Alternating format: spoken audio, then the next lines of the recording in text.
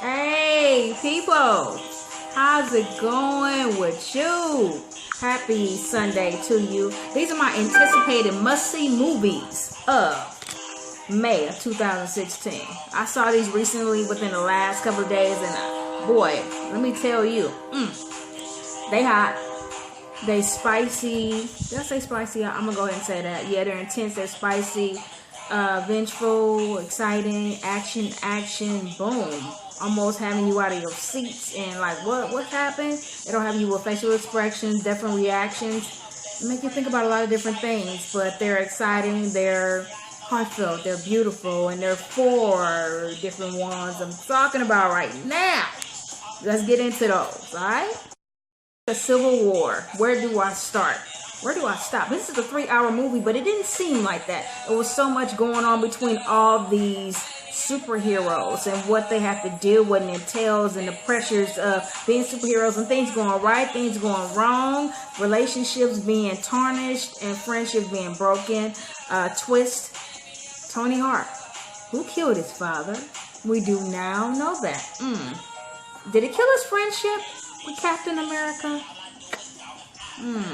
Don't want to tell you that. I'd rather you go see it.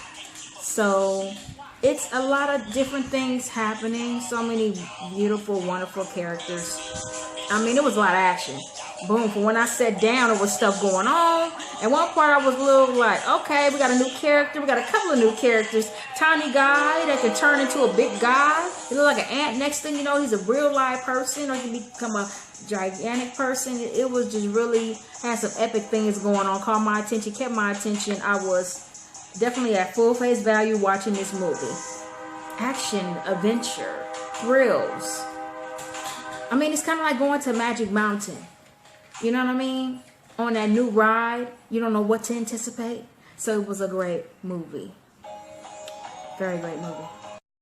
That Captain America, okay, he didn't start off, with the young lady that winds up helping him get all his gear back because they have to sign something called the Accord now for all the Avengers because people are starting to be scared of them. They're going to different towns, different cities, different places, and the problem is people are getting killed. I mean, accidents happen when you're trying to save the world, and they don't mean for these things to happen. The government wants to take over them with something called the Accord Alliance. They want them to all to sign it, and then just in case they are needed, they will bring them out. But of course, Captain America and the rest of the Avengers don't want to do that. Tony Stark is already down with it. One of the girls who accidentally killed some people in this town, it was an accident because she controls things with her minds and her hands is all this, electricity. I wish I had that shit.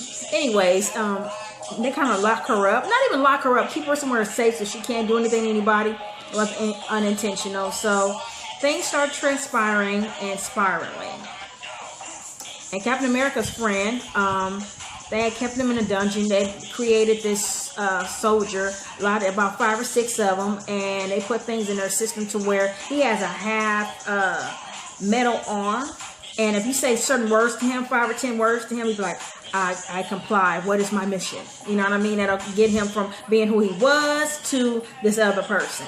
So, it's just a lot that happens. I don't want to give it all to you because you gotta go see it. It's a must see. It's so much glory in this movie. I was entertained. I wanted to stand up and clap. It was so much emotion I had. I was like, oh, that's what's going on. So I don't want to tell you guys too much, but that's a definitely must see.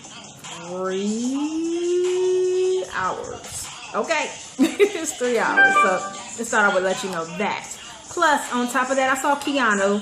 I thought the commercial was so cute. And this is what Key and Peele. It's very cute. It's about 2 guys pretending to be, you know what I mean, these goons, these criminals, but they're really not. They're just doing whatever they can to get, the cat back. But things happen. Method Man is in this movie too. And it starts off with, actually Peele, I believe. Peele's actually depressed. His girlfriend left him. His cousin calls him, Key. And, this cat shows up at his door.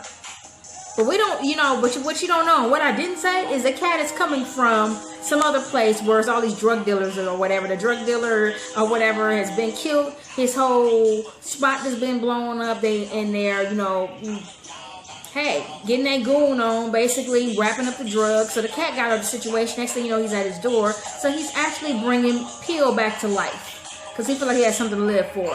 Him and his cousin go out. They come back.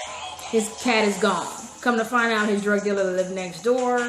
I guess is getting into it with the blips. Let me get into what the blips are, because I think this shit is funny. The blips are ones that used to be Bloods and they used to be Crips. So they're not Bloods or Crips no more. They are blips, so they're in between the two. What kind of transformation, transforming? Anyways, I think that's funny. They call the blips on 74th Street or whatever in LA in this movie. So they go to them and they try to do whatever they can. They eventually do get the cat back, and I'm going to leave it at that. But it's a really good movie. It's probably better than what I thought. It was some action. There was some funny moments. It was some cool, heartfelt moments as well. But it was so adorable, and this cat is so adorable. It makes me want to get another one. And then on top of that, because I don't want to make this too long, the Darkness. Let's get into the Darkness. Oh my goodness, with Kevin Bacon. I think he's a phenomenal actor. He takes his family to the Grand Canyon, you know, to have a little vacation. And what he doesn't know is his son has picked up these ritual rocks and taken them home with them. They're on, like, Indian burial ground.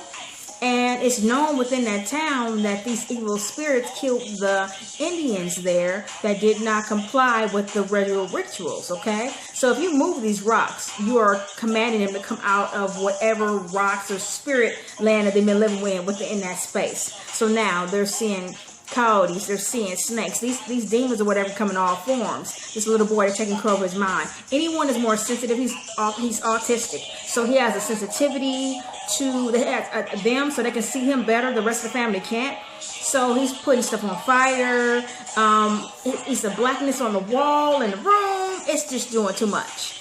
And they're coming in and out. They're coming as ghosts. They're putting fingerprints on the sister. It's a lot going on. It's scaring the father. They're trying to finally get what's going on. But by the end of the movie, what I love about it is Kevin Bacon goes through this wall because they, commanded these people to come over. Not command. They asked the people to come over to help them get rid of these evil spirits. And so they're now watching their son. So he goes into the wall to find these people. Okay, actually follow these people because they're actually there to take his soul with them. So he was like, no, don't take him, take me.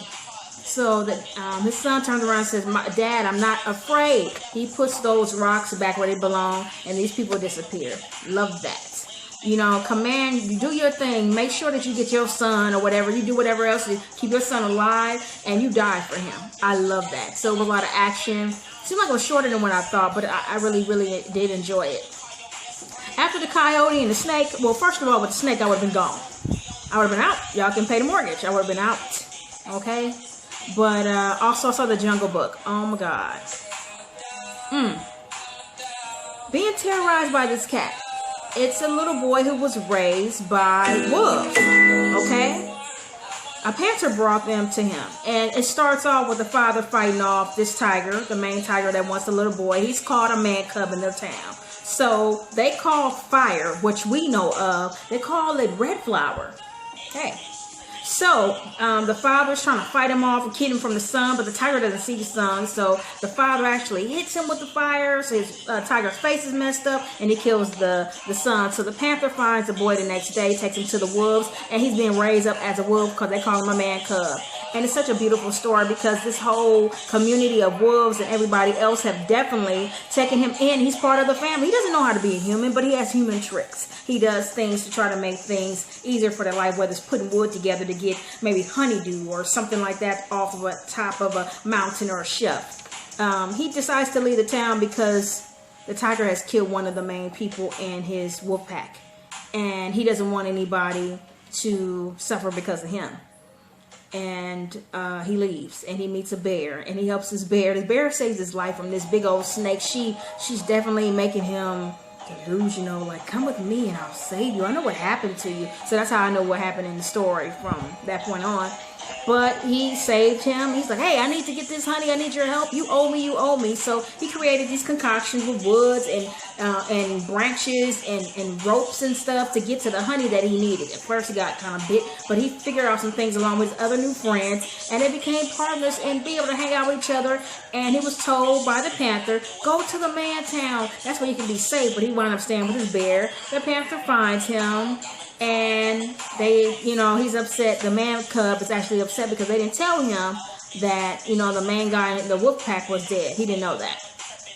So it wound up being good. So all the tricks, all the things he learned to do, from swinging from trees, from the, you know, putting rope together and branches and all the stuff they told him he couldn't do, wound up saving his town and make them a better place, make them come together even better. And it was a beautiful story. They had this one part of the movie where they go to this truth rock and everybody's at a truth. That means the tiger can't kill nobody.